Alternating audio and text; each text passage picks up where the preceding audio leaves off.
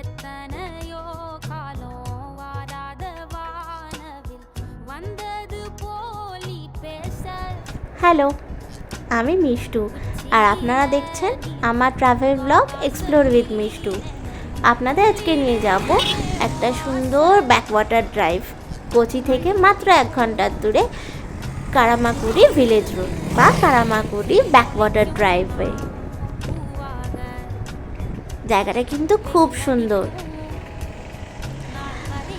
আমরা ছিলাম ফোর্ট কোচিতে, আর ফোর্ট কোচি থেকে আমরা রোরো সার্ভিস নিয়ে চলে গেছিলাম ভাইপিন থেকে গুগল ম্যাপে সার্চ করে আমরা পৌঁছে গেছিলাম এই ল্যান্ডটায়।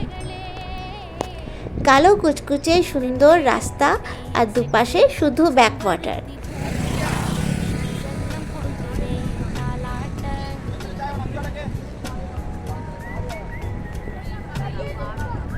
এই জায়গাটা এখন খুব ভাইরাল হয়েছে, তাই বাবান অনেক কষ্টে এই জায়গাটা খুঁজে বের করেছিল। দেখুন ব্যাকওয়াটারের মাঝখান দিয়ে কি সুন্দর আলের মতো চলে গেছে রাস্তাগুলো। আর এই প্রত্যেকটা আইল্যান্ডের মতো যে আলগুলো দেখতে পাচ্ছেন, এগুলোতে রয়েছে জেলেদের বাড়ি বা কারোর কোনো ছোট ছোট প্রপার্টি।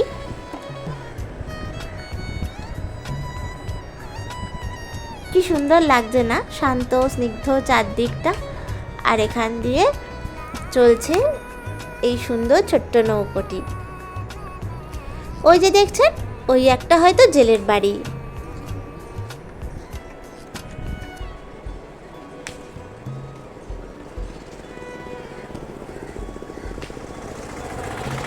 আমরা চলে গেছিলাম বিকেলবেলা, তাই বিকেলবেলা সৌন্দর্যটা এখানে খুব সুন্দর। এই দেখুন, একটা আল ধরে আমরাও পৌঁছে গেছি এই ছোট্ট ল্যান্ডটাতে।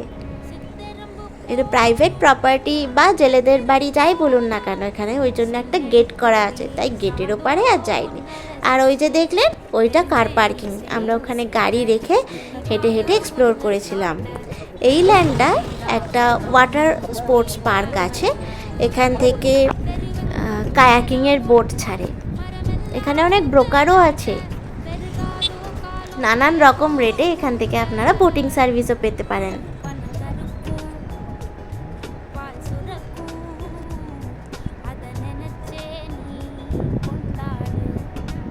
ওই দেখুন চাইনিজ ফিশিং নেট।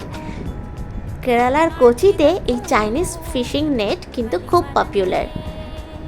আপনি যেখানে যাবেন, যেদিকে তাকাবেন, ব্যাকওয়াটার বা সমুদ্রের ধার, সব জায়গায় পাবেন এই চাইনিজ ফিশিং নেট।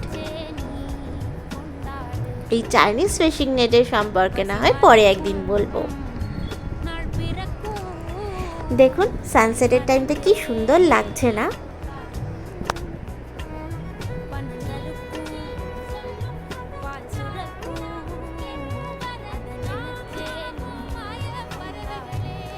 আর আমরা এখানে বিকেলবেলা সানসেট দেখতে দেখতে খেয়েছিলাম ল্যাভেন্ডার টি আর হিবিস্কাস টি, আর সঙ্গে ভাজি বা বাঙালিদের তেলে ভাজা।